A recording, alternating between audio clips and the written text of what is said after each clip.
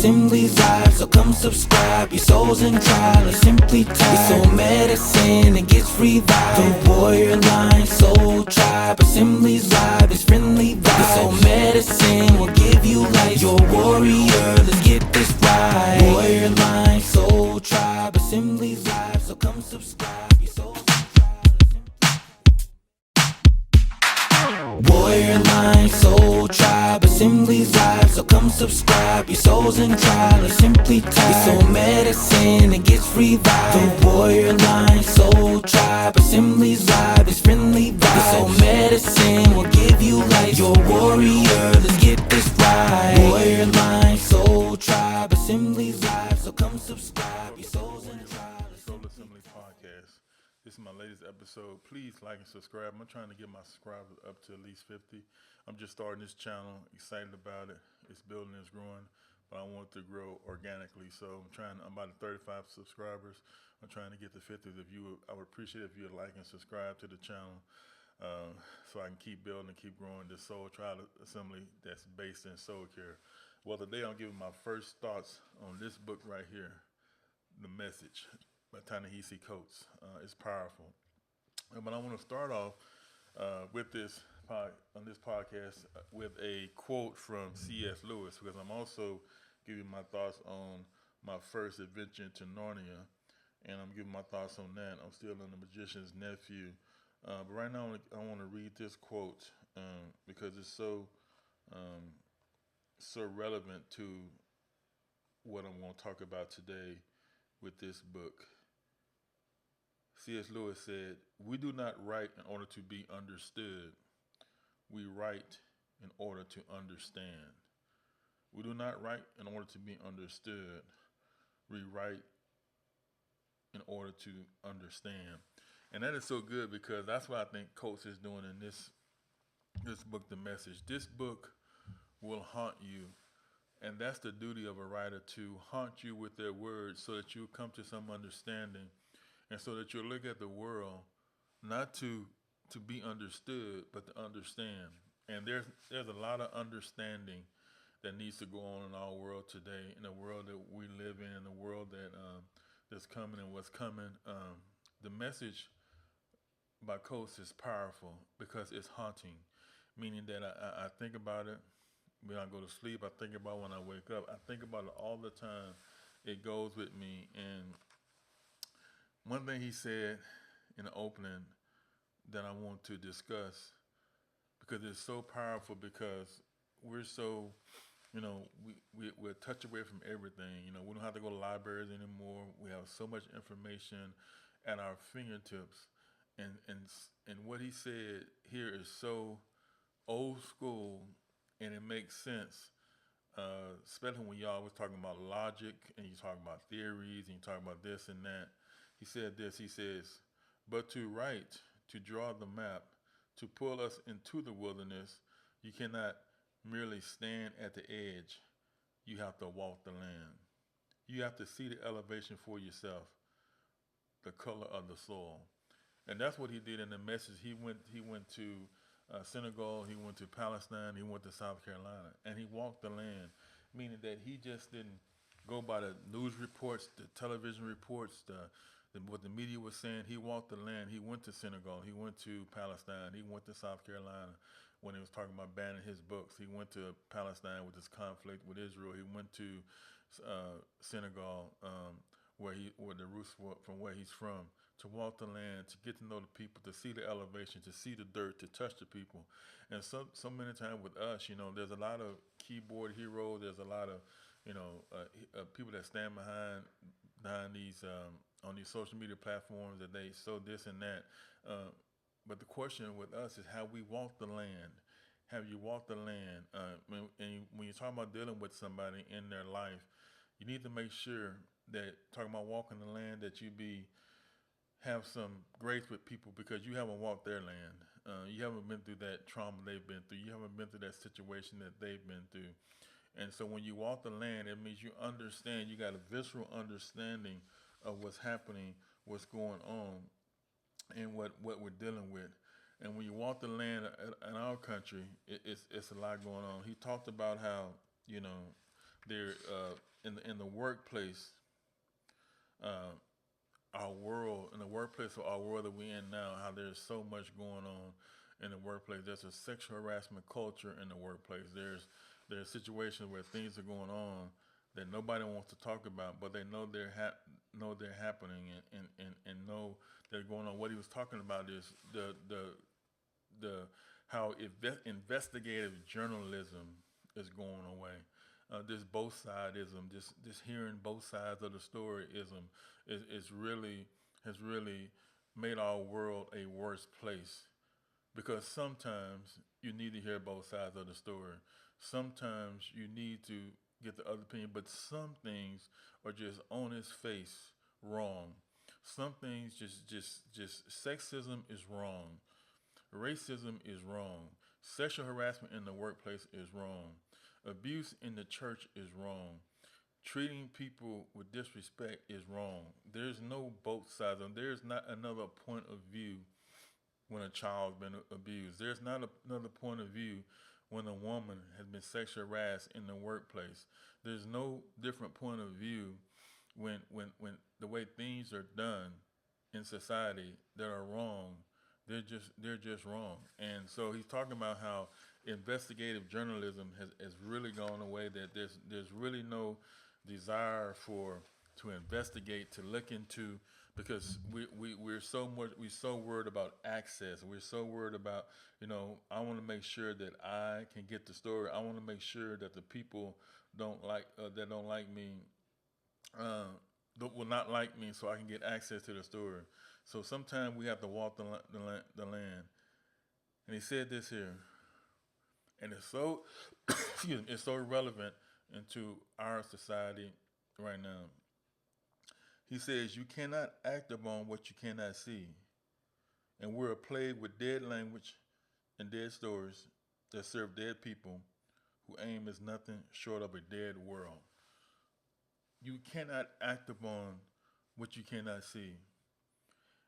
And our problem is we can't even act upon what we do see.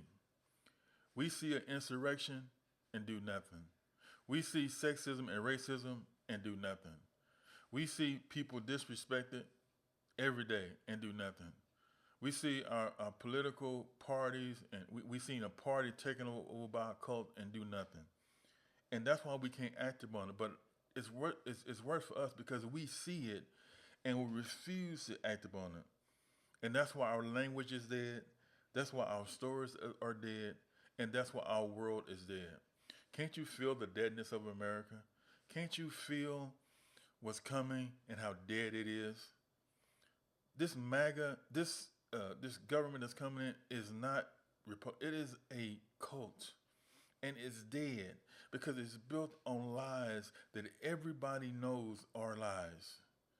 It's built on strong man, that I can fix it. And everybody know that's not how the government works. That's not how things work. We're supposed to be a democracy, we the people, not one strong man that can fix it. And we know one strong man can't fix it. But because we want access to lies, we want access to power, we don't want to speak truth to power. And that's why our language is dead. That's why our lives are dead. That's why our government is dead. That's why all these things were, and that's why we walk into a day where can't you feel the deadness? Can't you feel the darkness? The only thing the reason why the darkness won't succeed is because there's always flickers of light and flickers of hope. And many times it's not in the place where it should be, in the church. It's in the individual people, because the church is, the nationalistic church is a part of this problem too. Upholding lies. Everything you see now is an invalidation of how we were taught. We were taught to love our neighbors. We was taught to have respect. We was taught to respect officials, whether you agree or disagree. Yet we live in we live in a time that people, the vice president is called stupid. The people are done wrong, and we see this, and we can't act upon it. So we surely can't act upon what we cannot see. But the issue is we can see it with our eyes. Our problem is we can't see it with our souls. Our souls are dead. And that's why we can't see it in our souls because our souls know this is wrong. So when you look at the word see, it's a deeper meaning that your eyes can see. It's what your soul can see. It's the soul of the nation. It's the soul. Lincoln said this nation can't survive half slave and half free. This nation would have never survived if women wouldn't have got access to the ballot. But now we live in a time that there is no soul people. There's only people that want access to power.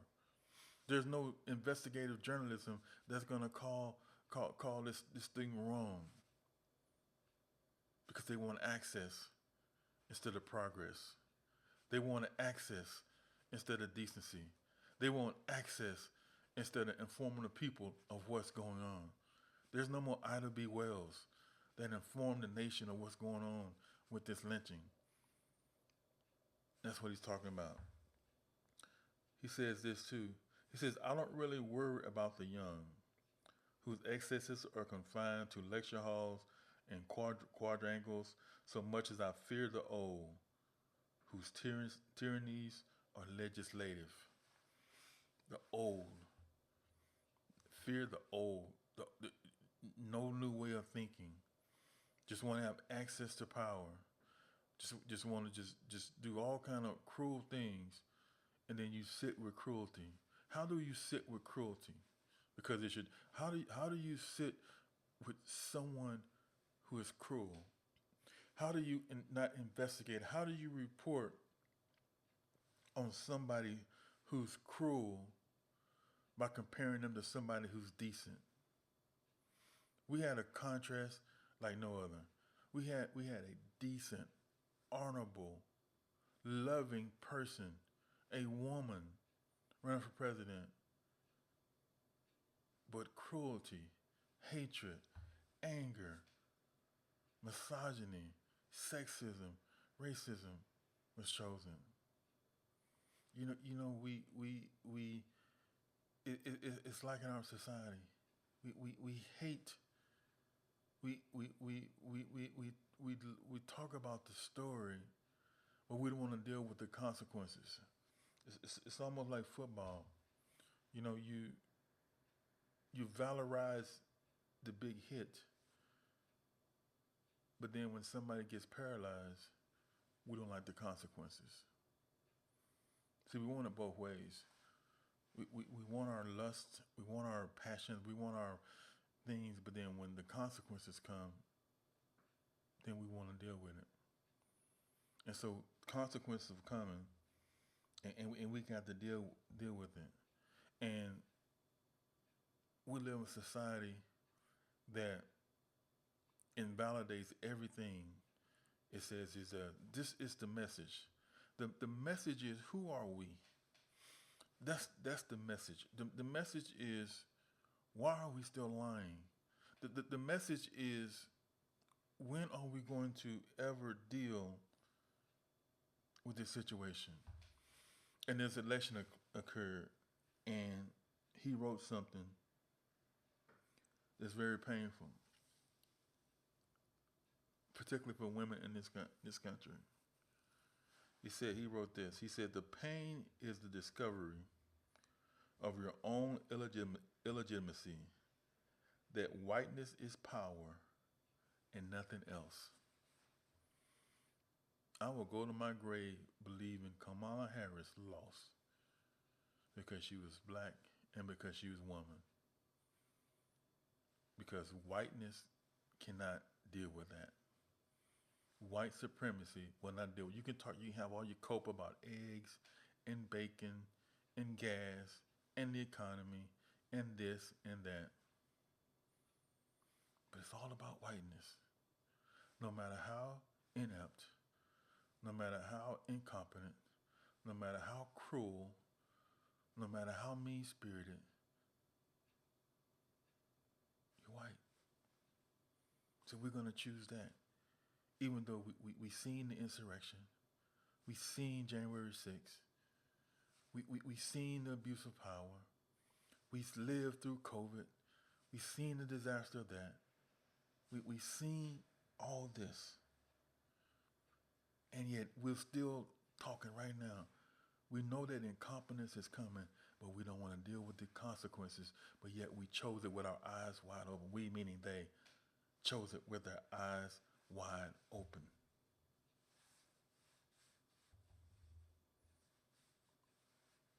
That's what they did. Eyes wide open.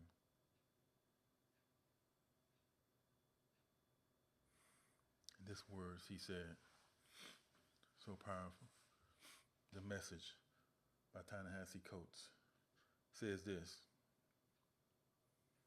It may seem strange that people who have already attained a position of power through violence invest so much time in justifying their plunder through words. You know, words are so meaning in this hour.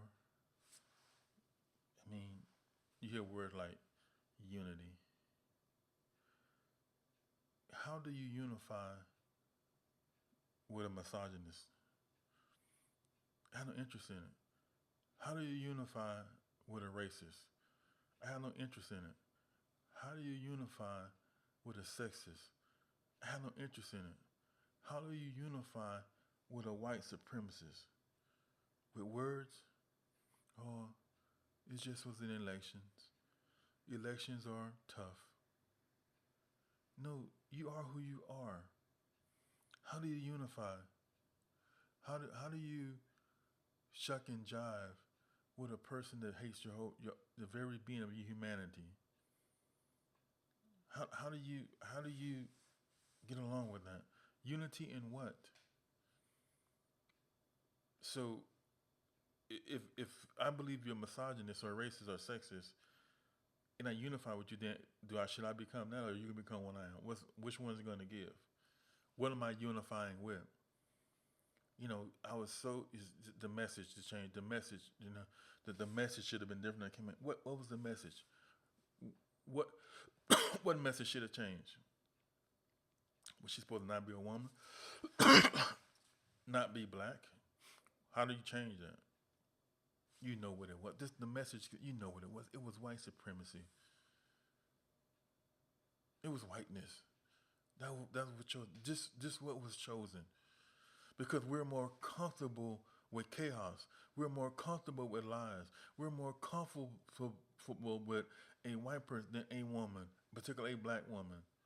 Because even though it's chaos, we're more comfortable with our chaos. And some of you live your life like that. You're more comfortable in chaos than the deliverance of what you can do with freedom.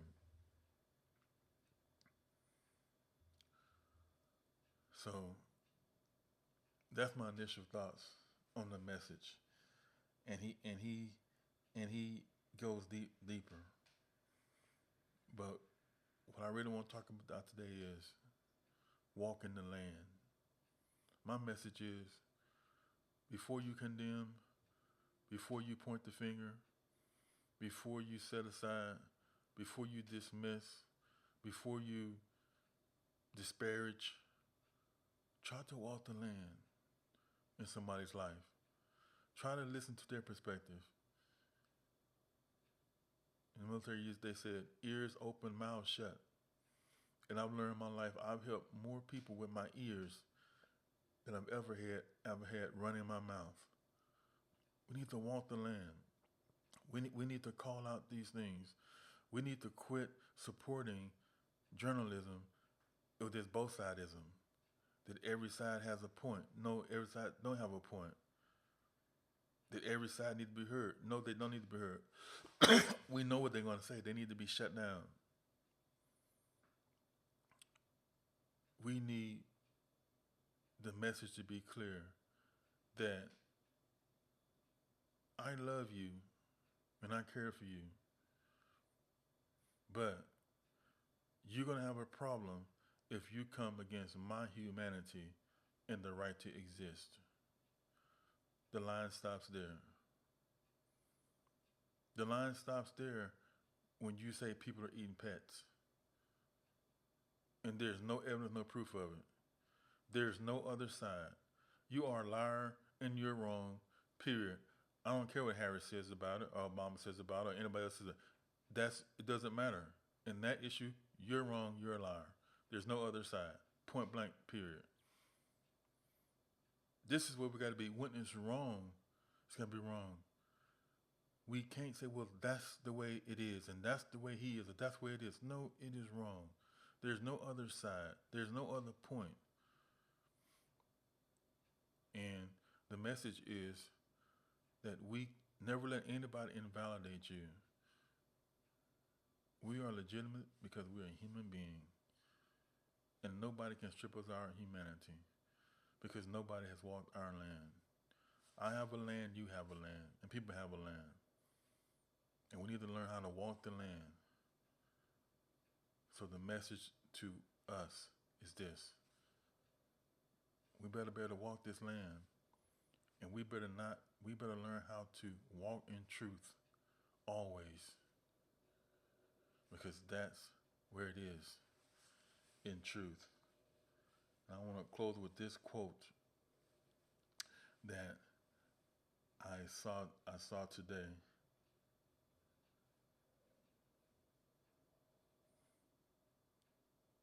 I tore myself away from the safe comfort and certainties through my love for truth, and truth rewarded me. Simone Beauvoir. I tore myself away from the safe comfort of certainties through my love for truth, and truth rewarded me. If we loved truth, we would have a woman inaugurated on the 20th. If we loved truth, we would have struck the bell and walked into a new future. But people love lies more than the truth.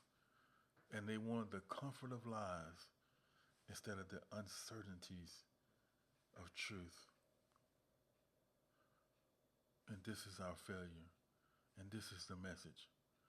We got to walk in truth because truth will reward you. No lie will ever be rewarded. I don't care what it appears like. Just because you win doesn't mean you're right. And just because you lose doesn't mean you're wrong. But the truth will always set you free. This is the message that we got to go forward with. Do not obey in advance and don't walk in any lie just because that lie happens to be in power right now. Because the truth is always greater. The truth is always the greater power. The truth is always the greater message.